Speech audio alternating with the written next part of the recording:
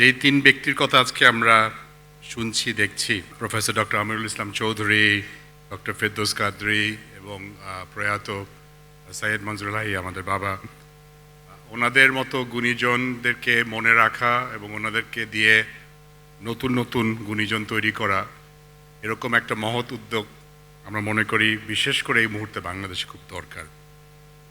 আমাদের পরিবারের পক্ষ থেকে আমার বোন মুনিজে মঞ্জুর, আমার স্ত্রী সামিয়া হক, আমার বাবার নাতি নাতনি এখানে খুব প্রিয় ইমান আরমান, আমাদের 4 সন্তান সায়রা, নিমাত, সানা এবং কাকে বাদ দিলাম, নিয়াম, ওনাদের পক্ষ থেকে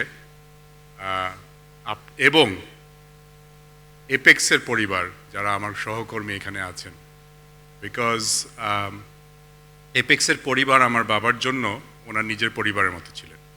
এখানে আমাদের কিছু কলিগ আছেন যারা আমরা 35 বছর ওনার সাথে কাজ করার সৌভাগ্য পেয়েছি। শুধুমাত্র এপেক্স না, এখানে আমরা শুনলাম আপার কাছ থেকে CPD, mutual trust bank, east West university. আমি এখনও অনেক সময় প্রতি সপ্তাহে জানতে পারি আরেকটা প্রতিষ্ঠান যেখানে উনি কোনো রকমভাবে সংযুক্ত ছিলেন। এটা একটা খুব বড় পাওনা, এটা আবার বড় একটা ভার, কারণ এটা ঠিক আমি নিজেও বুঝতে পারিনি। আমরা কেউ জানতাম না যে কত কিছুর সাথে আমার বাবা সময় দিতেন। দুজনের কথা না বললে পারছি না।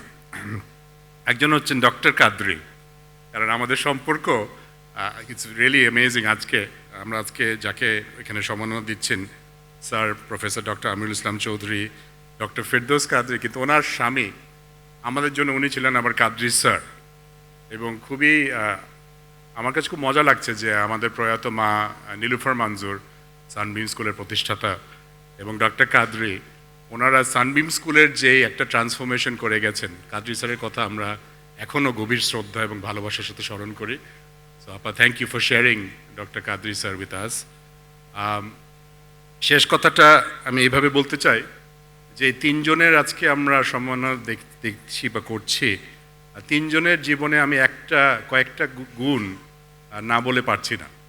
একটা হচ্ছে যে শেষের কথাটা আমাদের আব্বা আমাদেরকে উনি চলে যাওয়ার সেই সকালে বলে গেছেন যে সব কিছুর আগে দেশ, বাংলাদেশ প্রথম। কারণ বাংলাদেশ যদি না হতো আমরা কিছুই হতাম।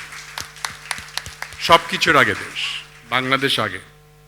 দ্বিতীয় কথা যেটা নৈতিকতার কথাটা, এই তিনজনের আমরা আজকে যে উদাহরণটা দেখলাম, এই নৈতিকতাটা ধরে রাখার জন্য ওরা হয়তোবা অনেক কিছু বিসর্জন দিয়েছেন, হয়তোবা অনেক কিছু হারিয়েছেন, কিন্তু কোনোদিন এটা চিন্তা করেননি।